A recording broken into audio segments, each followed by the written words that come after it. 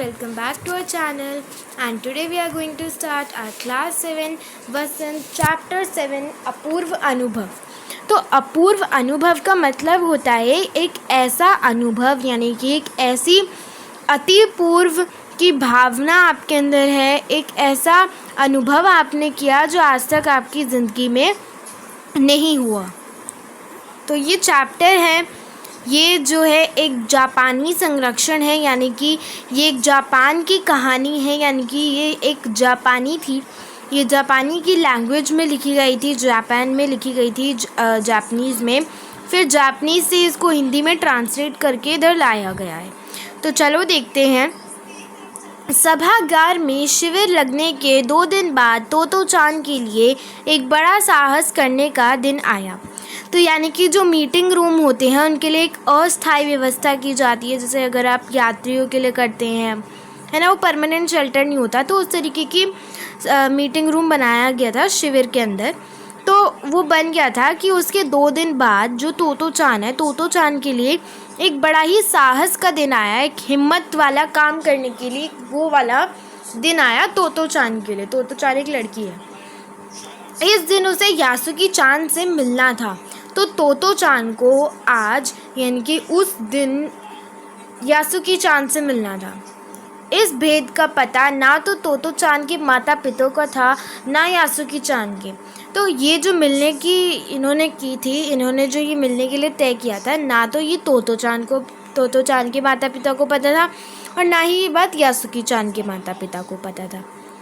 पर जो यासुकी-चान था, यासुकी-चान ने, उसका जो पेड़ था, उसने यासुकी-चान को अपने पेड़ पर चढ़ने का न्योता दिया, यानी कि उसने तोतो-चान ने यासुकी-चान को आमंत्रित किया कि वो आके मेरे पेड़ पर चढ़े। तोमाई में हर एक बच्चा बाग के एक एक पेड़ को अपने खुद के चढ़ने का पेड़ मानता था। तो तोमाई पहले एक जगह थी जापान में, तो उसमें हर एक बच्चा, यानी कि हर एक बच्चा जो रहता था तोमाई में, वो एक बाग था, उसमें हर एक बच्चे का अपना अपना एक पेड़ था जिस पे वो खुद ही चढ़ते थे, और उनके खुद के चढ़ने के लिए वो पेड़ माना जाता था। तोतो-चान का पेड़ मैदान के बाहरी हिस्से में था, कोहोनुबुतोसु जाने वाली सड़क के पास था। तो कोहोनुबुतोसु एक सड़क थी,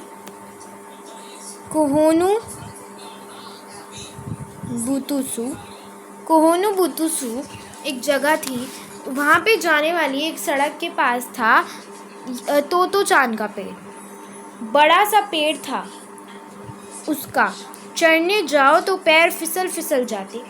तो बहुत बड़ा पेड़ था उसका, परंतु जब हम चढ़ने जाते थे उस पेड़ पर, जो भी कोई चढ़ने जाता था उस पर फिसल जाते थे, क्योंकि उस पेड़ से पैर फिसल जाता था।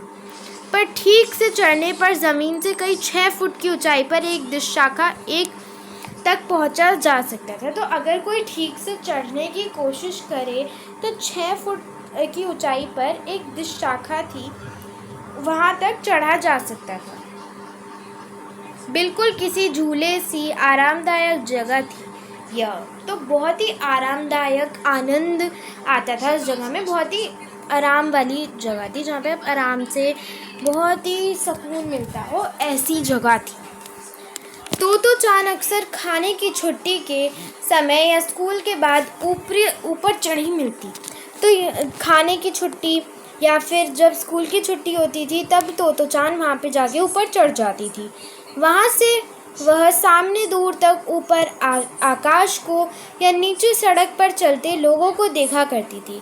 तो वो वहाँ से जो सड़क पे लोग चल रहे होते थे उनको देखती थी, है ना, जो आकाश है उसको देखती थी, इन सब चीज़ों को वो देखती थी। बच्चे अपने अपने पेड़ को निजी संपत्ति मानते थे, यानी कि अपनी संपत्ति मानते थे, कि वो उनकी संपत्ति है, उनकी वेल्थ है। वो किसी दूसरे के पेड़ पर चढ़ना हो तो उससे पहले पूरी शिष्टता से माफ़ कीजिए क्या मैं अंदर आ जाऊं पूछना पड़ता था। तो अगर आपको किसी दूसरे के पेड़ पर चढ़ने का मन होता था तो आपको बहुत ही आदर से, संस्कार करते हुए, बड़े शिष्टता से, डिसिप्लिन से, प्यार से, पोलाइटली पूछना पड़ता था कि माफ़ कीजिएगा क्या मैं अंदर आ जाऊं। ये सब पूछना पड़ता था। यासुकी चान को पोलियो था। तो पोलियो में अगर आप इस इस फ़ोटो में देखो तो यासुकी चान को पोलियो था और उसका जो पैर था वो बहुत ज़्यादा वीक था, और इसलिए देखो यहाँ पे ये लगाया भी गया है। तो उसका पैर बहुत वो था, ख़राब हो गया था, इसलिए वह ना तो किसी पेड़ पर चढ़ पाता था और किसी पेड़ की निजी संपत्ति मानता था। अब क्योंकि वो पेड़ पे चढ़ ही नहीं सकता, तो वो उसकी अपनी संपत्ति मानता भी नहीं था कि वो मेरा पेड़ है, क्योंकि वो उस पर चढ़ ही नहीं सकता था, तो क्या मानता वो, पोलियो की वजह से। अतः तोतो चान ने उसे अपने पेड़ पर आमंत्रित किया। तो जो तोतो चान लड़की थी उसने आमंत्रित किया कि तुम मेरे पेड़ पे चढ़ने आना, उसने न्योता दिया। पर यह बात उन्होंने किसी से नहीं कही, क्योंकि अगर बड़े सुनते तो ज़रूर डांटते। हाँ, तो बड़े सुनते ज़रूर डांटते, क्योंकि उसको पोलियो था, उसके पैर ठीक से काम नहीं करते और तुम उसको पेड़ पे चढ़ाने की बात करो, ऑब्वियस सी बात है, बड़े डांटते, इसलिए उन्होंने बड़ों को बताया ही नहीं। घर से निकलते समय तोतो चान ने माँ से कहा कि वह यासुकी चान के घर डेनोचोफो जा रही है। तो जब तोतो चान घर से निकल रही थी तो उसने अपनी माँ से कहा कि मैं यासुकी चान के घर डेनोचोफो यानी कि उसके घर के जगह है, वो वहाँ जा रही है। क्योंकि वह झूठ बोल रही थी, तो क्योंकि वो झूठ बोल रही थी इसलिए उसने अपनी माँ की आंखों में नहीं देखा जो जूतों के फीते होते हैं, जैसे ये होते हैं ना लेस जूतों के, जैसे मैंने यहाँ बनाया है, तो वो उन पर नज़र गाड़ रही थी। रॉकी उसके पीछे पीछे स्टेशन तक आया, यानी कि रॉकी जो उसका भाई थे वो पीछे पीछे उसके स्टेशन तक देखने आया, और जाने से पहले उसने सच बताए बिना तोतो चान ना रह पाई। तो वो सच बताए बिना नहीं रह पाई, उसने रॉकी को बता दिया कि वो तोतो चान को पेड़ पर चढ़ने देने वाली है और तोतो चान उसके पेड़ पे चढ़ेगा। तब जब तोतो चान स्कूल पहुंची तो रेल पास उसके गले के आसपास हवा में उड़ा रहा था। तो जब वो गई तो अपने स्कूल के पास, तोतो चान के स्कूल के पास, तो वहाँ पे रेल था, एक पास में एक रेल थी, उसके गले के आसपास हवा में वो सब उड़ रहे थे। यासुकी चान उसके मैदान में क्यारियों के पास मिला, यानी कि ऐसी क्यारियाँ, ऐसे छोटे छोटे पौधों, इनके पास मिला। छुट्टियों के कारण सब सूना पड़ा था, क्योंकि अब गर्मियों की छुट्टियां चल रही थी, इस कारण ना कोई स्कूल आता था ना कोई स्कूल जाता था, तो इस वजह से सब कुछ सुनसान पड़ा था। यासुकी चान उसके कुल जमा एक ही वर्ष बड़ा था, पर तोतो चान को वह अपने से बहुत बड़ा लगता था। वो एक साल बड़ा था तोतो चान से, पर तोतो चान को लगता था कि वो मुझसे बहुत बड़ा है। जैसे ही यासुकी चान ने तोतो चान को देखा, वह पैर घसीटता हुआ उसकी ओर बढ़ा। जैसे यासुकी चान ने तोतो चान को देखा, वो पैर घसीटता हुआ उसके पास आया। तोतो चान उत्तेजित हो गई, बहुत ज़्यादा एक्साइटेड हो गई, ओवर एक्साइटेड हो गई। वे दोनों आज कुछ ऐसा करने वाले थे जिसका भेद किसी को पता नहीं था। दोनों ही बहुत उत्सुक हो गए और वो दोनों कुछ आज ऐसा करने वाले थे जिसका दोनों को उनके किसी को भी नहीं पता था, दोनों को तो क्या। वह उल्लास में ठिठियाकर हंसने लगे, बहुत ज़्यादा एक्साइटेड थे, ओवर एक्साइटेड थे, इसलिए खुशी में, हैप्पीनेस में, खुशी में वो लोग ठाके मार मार कर हंसने लगे। यासुकी चान भी हंसने लगा। अब यासुकी चान भी हंसने लगा जब तोतो चान हंस रही थी। तोतो चान यासुकी चान को अपने पेड़ की ओर ले गई और उसके बाद वह तुरंत चौकीदार के छप्पर की ओर भागी, जैसा उसने रात को ही तय कर लिया था। तो तोतो चान और यासुकी चान दोनों, तो तोतो चान यासुकी चान को अपने पेड़ की ओर ले गई और वो तुरंत चौकीदार के छप्पर की तरफ को भागी। अब जैसे कि उसने रात को ही सोच लिया था कि वह सीढ़ी घसीटती हुई लाई, तो वह एक सीढ़ी घसीटती हुई लाई, यानी कि वो वहाँ छप्पर में से, जो एक घर सा बना हुआ था, एक झोपड़ी टाइप का बना हुआ था, पक्का था वो, एक झोपड़ी टाइप का बना हुआ था, वहाँ से वो एक सीढ़ी घसीटती हुई लाई। एक सीढ़ी होती है ना, ऐसी सीढ़ी घसीटती हुई लाई। उसने तने के सहारे ऐसा लगाया, यानी कि जो शाखा थी, ये जो शाखा है उसने उसके सहारे ऐसे लगाए, ऐसी लगाई सीढ़ी, जिससे वो जिस शाखा तक पहुंच पाए। तो उसने ऐसी सीढ़ी लगा दी ताकि वो नीचे से पूरा उस शाखा तक पहुंच पाए। उसने पुकारा, ठीक है अब ऊपर चढ़ने की कोशिश करो। फिर यासुकी-चान ने वह कुर्सी से ऊपर चढ़ी और सीढ़ी के किनारे को पकड़ लिया। तो जो यासुकी-चान थी, तोतो-चान थी, उसने कुर्सी पर चढ़ी और उसके बाद सीढ़ी के किनारे को पकड़कर ऊपर आ गई। तब उसने पुकारा यासुकी-चान को कि अब ऊपर चढ़ने की कोशिश करो।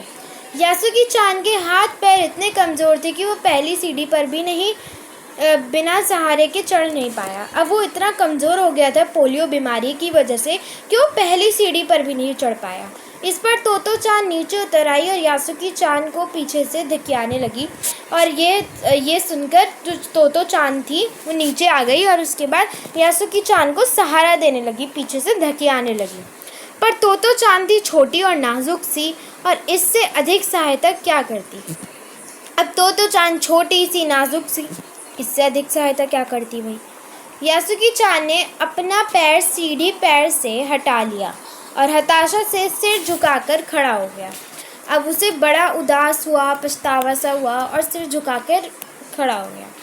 तोतो-चान को पहली बार लगा कि काम उतना आसान नहीं था जितना वह सोच बैठी थी। तो तोतो-चान को पहली बार लगा कि काम इतना आसान नहीं है जितना आसान मैंने सोच रखा था, ऐसा उसने कहा। अब वह क्या करे। यासुकी-चान उसके पेड़ पर चढ़े, यह उसकी हार्दिक इच्छा थी। उसकी दिल से इच्छा थी कि यासुकी-चान उसके पेड़ पर चढ़े। यासुकी-चान के मन में भी उत्साह था, वो भी एक्साइटेड था। वह उसके सामने गई। उसका लटका चेहरा इतना उदास था कि तोतो-चान को उसे हंसाने के लिए गाल फुलाकर तरह तरह के चेहरे बनाने पड़े। वो इतना उदास था, उसने इतना अपना सिर झुकाकर वो इतना उदास खड़ा था कि तोतो-चान ने अलग अलग मुंह बनाए, अपने गाल फुलाए और फिर उसे हंसाने की कोशिश करी। फिर एकदम से तोतो-चान के दिमाग में एकदम से एक आइडिया क्लिक हुआ, ठीक है, एक आइडिया उसके माइंड में क्लिक हुआ और वो तुरंत ही चौकीदार के छप्पर की ओर दौड़ी और हर एक चीज़ उलट पुलट कर, यानी कि इधर उधर हटा कर देखने लगी। आखिर उसे एक तिपाई सीढ़ी मिली जिसे थामे रहना भी ज़रूरी नहीं था। तो एक तिपाई सीढ़ी होती है ना, ऐसी सीढ़ी, इधर से भी सीढ़ी और उसको कुछ करने की ज़रूरत ही नहीं है, उसका दोनों तरफ से सहारा होता है। जैसे अगर आप इधर देखो, ऐसी सीढ़ी आप देख रहे हो, इधर से भी सहारा है, ऐसी सीढ़ी। वह तिपाई सीढ़ी को घसीट कर ले आई तो अपनी शक्ति पर हैरान होने लगी। तो उसने तिपाई सीढ़ी को देखा और तिपाई सीढ़ी को देखकर अपनी शक्ति पर वो हैरान होने लगी कि मैं इतनी शक्तिशाली कैसे हो गई। तिपाई की ऊपरी सीढ़ी जिस शाखा तक पहुंच रही थी, तो जो तिपाई की सबसे ऊपर वाली सीढ़ी थी वो उस शाखा तक जिस तक उसको पहुंचना था वहां तक पहुंच रही थी। देखो अब डरना मत, उसने बड़ी बहन की सी आवाज़ में कहा, यह डगमगाएगी नहीं। तो उसने अब यासुकी-चान से कहा कि अब डरना मत, ये वाली सीढ़ी इधर उधर हिलेगी नहीं, डगमगाएगी नहीं। यासुकी-चान ने घबराकर तिपाई सीढ़ी और पसीने से ततर-बतर तोतो-चान की ओर देखा। तो यासुकी-चान थोड़ा सा घबराया हुआ था और उसने तिपाई सीढ़ी पर रखने की कोशिश करी और पसीने से ततर-बतर हो गया था वो। फिर उसने तोतो-चान की तरफ देखा, उसने भी काफ़ी पसीना आ रहा था, तो उसे बहुत पसीना आ रहा था। उसने पेड़ की ओर देखा और तब निश्चय के साथ पाँव उठाकर पहली सीढ़ी पर रखा। उसने पेड़ की तरफ देखा और फिर अपना पैर उठाकर उसने पहली सीढ़ी पर रखा। उन दोनों को यह बिल्कुल भी पता न चला कि कितना समय यासुकी-चान को ऊपर तक चढ़ने में लग गया। उन्हें इतना भी पता नहीं चला कि कितना टाइम यासुकी-चान को ऊपर चढ़ाने में लग गया। सूरज का ताप उन पर पड़ रहा था, पर दोनों का ध्यान यासुकी-चान के ऊपर तक पहुंचने में रमा था। सूरज बिल्कुल उनके सर के ऊपर था, बिल्कुल बहुत तेज़ धूप आ रही थी उनके ऊपर, पर फिर भी उनका ध्यान सिर्फ उसी में ही था। उनका जो फोकस, उनका जो कंसंट्रेशन था वो सारा बस इसी पे था कि यासुकी-चान को ऊपर कैसे चढ़ाए, उसको ऊपर चढ़ाना, उसको ऊपर तक पहुंचाना है। तोतो-चान नीचे से उसका एक एक पैर सीढ़ी पर धरने में मदद कर रही थी। तो तोतो-चान मदद कर रही थी उसको एक एक पैर सीढ़ी पर चढ़ने पर। अपने सिर से वह उसके पिछले हिस्से को भी स्थिर करती रही। तो उसका जो पिछला हिस्सा था अपने सर से वो उसको धक्का मारती रही हाथों के साथ साथ। यासुकी चांद पूरी शक्ति के साथ जूझ रहा था और आखिर वह ऊपर पहुंच गया। यासुकी चांद भी बहुत शक्ति लगा रहा था, अपनी बिल्कुल शक्ति के साथ जूझ रहा था और आखिरकार वो ऊपर पहुंच गया। हुर्रे! पर उसे अचानक सारी मेहनत बेकार लगने लगी। तो उसने कहा, यू हुर्रे, हम पहुंच गए। तो चांद ने कहा, पहुंच गए। तो पर अचानक से सारी मेहनत बेकार लगने लगी। तो चांद तो सीढ़ी पर से छलांग लगाकर दिशाखा पर पहुंच गई, पर यासुकी चांद को सीढ़ी से पेड़ पर लाने की हर कोशिश बेकार रही। तो अब देखो, अब एकदम से उन्होंने ऐसा कहा तो आपको ये समझने की ज़रूरत है। उन्होंने कहा कि तो चांद तो सीढ़ी से एकदम से छलांग मारकर आ गई दिशाखा पर, इसकी शाखा पर, यहाँ पर यासुकी चांद को सीढ़ी से पेड़ पर लाने की जितनी भी कोशिश थी सब बेकार रही। यासुकी चांद सीढ़ी थामे तो चांद की ओर ताकने लगा। अब यासुकी चांद ने सीढ़ी पकड़ ली और फिर तो चांद की तरफ देखने लगा। तो चांद की रुलाई छूटने को हो गई, वो यानी कि उसकी आंखें नम हो गई, वो रोने लगी। उसने चाहा था कि यासुकी चांद को अपने पेड़ पर आमंत्रित कर तमाम नई चीज़ें दिखाएं। तो उसने सोचा कि अब मैंने यासुकी चांद को तो अपने पेड़ पर आमंत्रित करा ही है, तो उसको तमाम यानी कि उसको बहुत सारी नई चीज़ें दिखाएं। पर वह रोई नहीं, वो रोई नहीं, है ना, उसने संभाल लिया अपने आप को, वो रोई नहीं। उसे डर था कि उसके रोने पर यासुकी चांद भी रो पड़ेगा। उसे लगा अगर मैं रोई तो यासुकी चांद भी रोएगा, इसलिए मैं नहीं रोऊंगी। उसने यासुकी चांद को पोलियो से पिचकी और अकड़ी उंगलियों वाले हाथ में अपने हाथ में थाम लिया। अब सोचो, बच्चे की इतनी बीमारी है, उसकी अंगड़ी हुई पिचकी सी उंगलियां, उसने उसका हाथ थामा और उसको सारी चीज़ें दिखाई। उसके खुद के हाथ से वह बड़ा था, उंगली भी लंबी थी। देर तक तो चांद उसका हाथ थामे रही, तब बोली, तुम लेट जाओ, मैं तुम्हें पेड़ पर खींचने की कोशिश करती हूँ। तो उसने कहा कि एक काम करो, तुम लेट जाओ पेड़ पर और मैं तुम्हें खींचने की कोशिश करती हूँ। उस समय दिशाखा पर खड़ी तो चांद द्वारा यासुकी चांद को पेड़ की ओर खींचते अगर कोई बड़ा देखता तो वह ज़रूर डर के मारे चीख उठता। अगर कोई बड़ा देख लेता, अगर कोई बड़ा आदमी देख लेता, कोई इससे बड़ा होता कि वो यासुकी चांद को पेड़ से नीचे खींच रही है, तो वो ज़रूर डांट लगाता। उसे वे सच में जोखिम उठाते ही दिखाई देते। हाँ, तो वो उसे जोखिम उठाई देते ना। अगर यासुकी चांद गिर गया तो चांद इतनी छोटी सी नहीं उठा पाई, पर यासुकी चांद को तो चांद पर पूरा भरोसा था और वह खुद भी यासुकी चांद के लिए भारी खतरा उठा रही थी। परंतु जो यासुकी चांद था, उसको तो चांद पे पूरा भरोसा था कि वो मुझे आराम से उतार लेगी, और जो यासुकी चांद था वो भी, और जो तो चांद थी उसके ऊपर यासुकी चांद का भी खतरा था कि अगर वो उसको कुछ हो ना जाए। अपने नन्हे हाथों से वह पूरी ताकत से यासुकी चांद को खींचने लगी। तो उसके बड़े छोटे से हाथ थे, बड़े प्यारे से, उनसे उसको नीचे खींचने लगी। बादल का एक बड़ा टुकड़ा बीच में छाया करके उन्हें कड़कती धूप से बचा रहा था। तो दिखा रहे हैं कि कैसे प्रकृति भी उनके इस प्यार को मदद कर रही है, उसमें उनके इस प्यार को दर्शा रही है। तो कड़कती धूप से भी एक बादल का टुकड़ा बार उन्हें बचा रहा था।